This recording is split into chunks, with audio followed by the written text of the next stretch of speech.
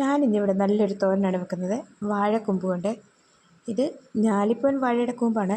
ഇതുകൊണ്ട് തോരൻ വെക്കുമെന്ന് എനിക്കറിയില്ല. എന്താണെങ്കിലും കുഴപ്പമില്ല, ഇത് മാത്രമേ ഞങ്ങൾക്കിവിടെ കിട്ടത്തുള്ളൂ. അത് മാത്രമേ എൻ്റെ കയ്യിലുള്ളൂ. ഞാലിപ്പൂവൻ വാഴ പാലങ്കോടനുണ്ട്, പക്ഷേ അത് ഇതുവരെ കുറച്ചിട്ടില്ല. പിന്നെ ഏതായാലും കുഴപ്പമില്ല, ഞാനിതൊക്കെ ഒന്ന് വൃത്തിയാക്കിയെടുക്കുന്നത്. അതോടൊപ്പം തന്നെ ഞാൻ വൻപയർ കൂടി എടുത്തിട്ടുണ്ട്. ഈ ഞാലിപ്പൂവൻ വാഴയുടെ കൂമ്പ് കൊണ്ട് തോരൻ വെക്കുകയില്ല എന്നുള്ളത് നിങ്ങളുടെ അഭിപ്രായം അറിയിക്കണം. ഇത് ഞാനിതെല്ലാം ഒന്ന് വൃത്തിയാക്കി എടുത്തതിന് ശേഷം ഇതൊന്ന് അരിഞ്ഞെടുക്കണം. ഇത് അരിഞ്ഞെടുത്ത് കഴിഞ്ഞ് ഇതിൻ്റെ കറ കളയുന്നത് എങ്ങനെയാണെന്ന് എനിക്കറിയില്ല.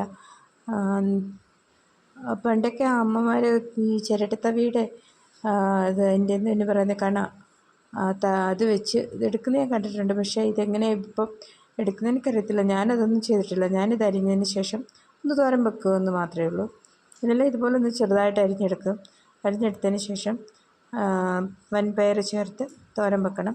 ഇത് അരിയുന്ന സമയങ്ങൾ വൻപയർ അടുപ്പിൽ വെച്ച് അതും ഒന്ന് വേവിച്ചെടുക്കാം. ഇതുപോലെ അതും ഒന്ന് റെഡിയായി എടുത്തിട്ടുണ്ട് വൻപയർ. ഈ വൻപയർ ഇത് എനിക്ക് തോന്നുന്നു ഒരു കല്ലിലിട്ട് പൊടിച്ചതായതുകൊണ്ട് ഇങ്ങനെ ഇരിക്കുന്നതെന്ന് തോന്നുന്നു.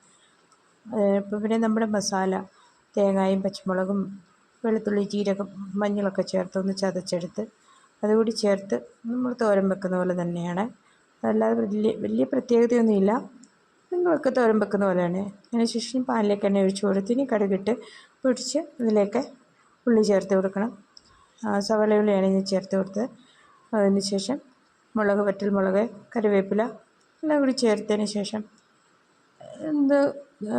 അരിഞ്ഞു വെച്ച കൂമ്പും എല്ലാം കൂടി ചേർത്തൊന്ന് തോരൻ വെക്കുന്നത് മാത്രമേ ഉള്ളൂ. പിന്നെ നിങ്ങൾ ആദ്യമായിട്ടാണ് എൻ്റെ ചാനൽ കാണുന്നതെങ്കിൽ ഒന്ന് സപ്പോർട്ട് ചെയ്യുക, നിങ്ങളുടെ അഭിപ്രായം കൂടി അറിയിക്കുക.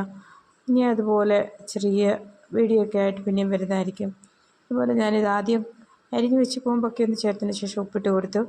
ഇനി അതിലേക്ക് നമുക്ക് പയർ ചേർത്ത് കൊടുക്കണം, വേവിച്ച് വെച്ച്. അതിന് ശേഷം അരപ്പ് ചേർത്ത് ചൂടോടുകൂടി തന്നെ നമുക്ക് ഉപയോഗിക്കാൻ പറ്റും. ചോറിൻ്റെ കൂടെ കഴിക്കാൻ ഇത് മാത്രം മതി. എനിക്ക് ഭയങ്കര ഇഷ്ടമാണ്. അതുകൊണ്ടാണ് ഈ ഞാലിപ്പൂവിൻ്റെ ആണെങ്കിലും കൂമ്പ് കളയാതെ ഞാൻ എടുക്കാറുണ്ട്. എനിക്ക് തോന്നുന്നു ഇത് എടുക്കുകയില്ല എന്നറിയത്തില്ല. പിന്നെ ഇതിൻ്റെ കറ കളയുന്നത് എങ്ങനെയാണെന്നുള്ളത് കൂടി നിങ്ങൾ പറയണം. എന്താണെന്നില്ല, കുഴപ്പമില്ല, നല്ലതല്ലേ.